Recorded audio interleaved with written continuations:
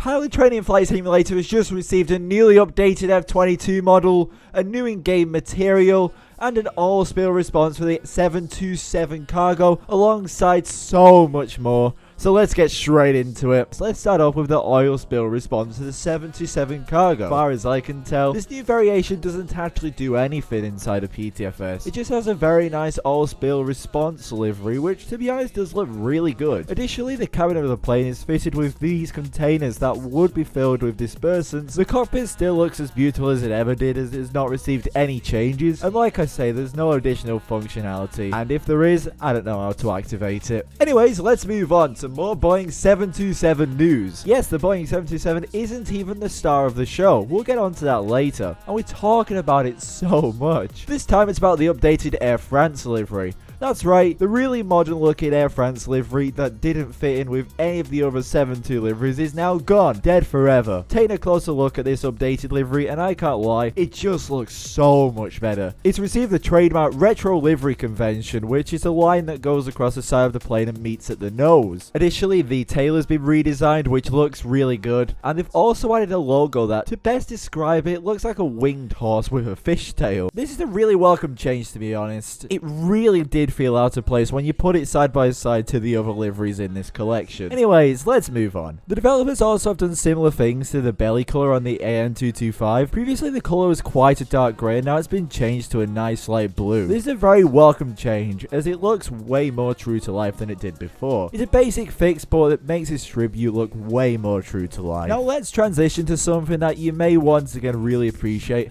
However, I'm sure many of you will absolutely hate this change. And no, this one isn't even about the new afterburners, which I'll talk about soon. This is the all new textures. These first textures were released last year. Whoa, how is 2022 last year? These textures will probably already be in place in your favorite games. However, to be honest, I don't know if I like them inside of Ptfs. The marble that is inside of many terminals now just looks like colored dirt, so it's almost like the ground was never cleaned after the airport's construction. Saying that though, some of the textures do look really good, like the concrete. What do you think of this change? Let me know in the comments. Like I alluded to before, we have another Marmite style change. If my Twitter and comments aren't destroyed enough, they will be after this one. Introducing the all-new set the back of your plane on fire feature. Wait, that's supposed to be an afterburner?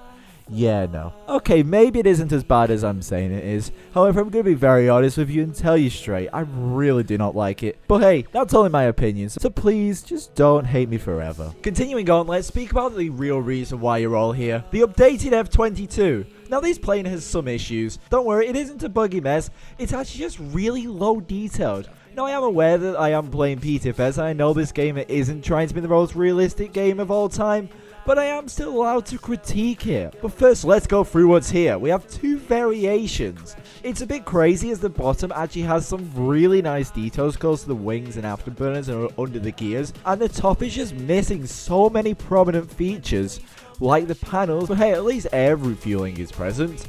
Anyways, let's take a look inside.